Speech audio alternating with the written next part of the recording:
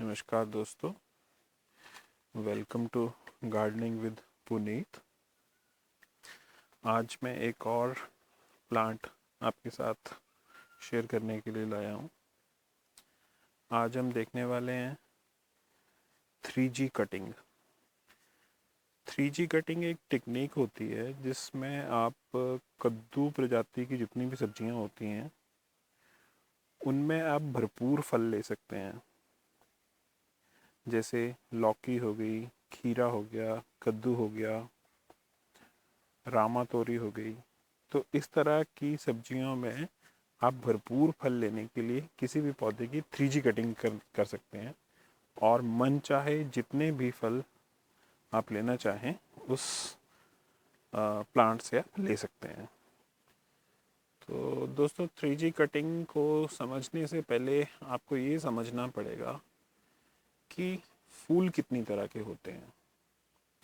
तो इन सब्जियों में दो तरह के फूल होते हैं। एक होते हैं नर फूल और एक होते हैं मादा फूल। जो नर फूल होते हैं वो सिर्फ परागकण के लिए ही यूज़ किए जाते हैं, उनसे फल नहीं बनता है कभी भी। और जो मादा फूल होते हैं, फीमेल फ्लावर्स से हमेशा ही फल तैयार होता है। तो आज मैं आपको दिखाऊंगा दोनों तरह के फूल। आप डिफ्रेंशिएट कैसे करोगे, पता कैसे लगाओगे कौन सा फूल कैसा है, नर फूल है या मादा फूल है। दोनों फूल को देखने पे आप आराम से इजीली डिफ्रेंशिएट कर सकते हो, दोनों में फ़र्क लगा सकते हो कि कौन सा फूल नर फूल है और कौन सा फूल मादा फूल है। जैसा कि आप इस फूल को देख रहे हैं, अगर आप इस फूल को ध्यान से देखेंगे तो इस फूल में ये हमारा फूल है और इस फूल के साथ एक ये लंबी डंडी है इस तरह से। तो ये एक नर फूल की पहचान है। दिस इज़ मेल फ्लावर और ये कभी भी फल में कन्वर्ट नहीं होगा। मेल फ्लावर ये सिर्फ परागकण का काम करेगा। मक्खियाँ इस पे बैठेंगी और फिर ये फीमेल फ्लावर पे परागकण जाएंगे और फीमेल फ्लावर जो है वो हमें फ्रूट जनरेट करके देगा। तो चलिए अब हम देखते हैं फीमेल फ्लावर किस तरह से होता है।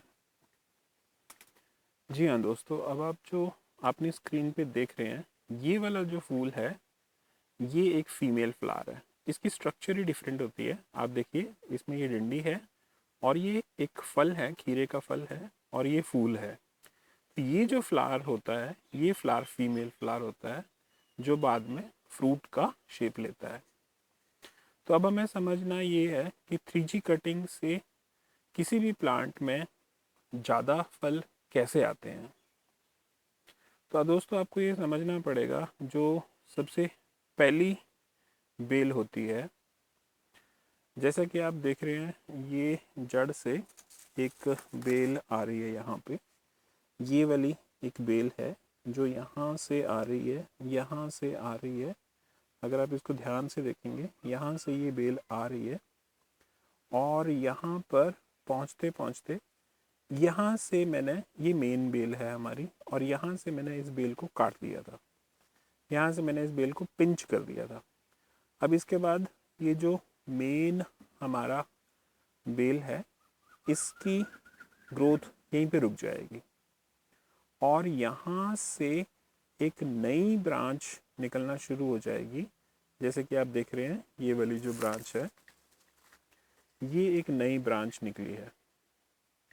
तो जो हमारी पहली वाली बेल है, ये वाली बेल जो ज़मीन से आ रही है, ये हमारी 1G बेल है, फर्स्ट जनरेशन, जो यहाँ पे आके रुक गई है। इसके बाद यहाँ से एक बेल ये निकली है और एक बेल ये निकली है। दो अलग अलग बेलें यहाँ से निकली हैं, एक ये और एक ये आपका 2G है और ये आपका 1G है। तो दोस्तों, आपको समझना यहाँ पे ये है कि जो 1G वाली बेल होती है, इसके ऊपर 100% जो फ्लावर्स आते हैं वो मेल फ्लावर्स आते हैं। इस बेल पे जितने भी फूल लगेंगे वो नर फूल लगेंगे और नर फूल कभी भी फल में कन्वर्ट नहीं होते हैं। तो हमें इस बेल की इतनी ज़्यादा आउटपुट नहीं मिलेगी और जो 2G बेल यहाँ से शुरू हुई है, यहाँ से, इसके बाद एक बेल ये है और एक बेल ये है, इसके ऊपर नर फूल और मादा फूल का जो रेशो रहता है वो 30-70 रहता है, यानी 30% इसमें नर फूल आएंगे और 70% इसमें मादा फूल आएंगे। जैसा कि आप देख सकते हैं ये 1G बेल यहाँ पे ख़त्म हो गई है, ये 2G बेल यहाँ से शुरू हुई और आप देखिए इसमें ये एक फूल आ गया हुआ है, ये मादा फूल है जो फल में कन्वर्ट होगा। ये बेल आगे इस तरह से जा रही है, इस तरह से ये बेल जा रही है, कुछ इस तरह से। यहाँ पे ये बेल रुक गई है, आगे बढ़ती जाएगी ये बेल। अब 3G कटिंग करने के लिए करना क्या है आपको, ये वाली जो बेल है इसका जो आगे का सिरा है इसको मैं पिंच कर दूंगा थोड़ा सा। जब मैं इसको आगे से पिंच कर दूंगा यहाँ से थोड़ा सा, तो इस 2G बेल की ग्रोथ यहीं पे रुक जाएगी। इसी तरह से जो दूसरी बेल होगी 2G वाली, उसको भी हम पिंच कर देंगे।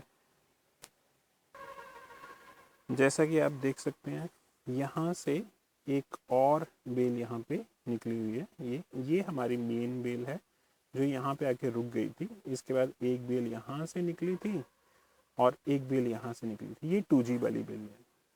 तो 2G वाली बेल में आप देख सकते हैं कितने फल आना शुरू हो गए हैं। अब मैं इस 2G बेल को भी और इस 2G बेल को भी ऊपर से पिंच करने वाला हूँ।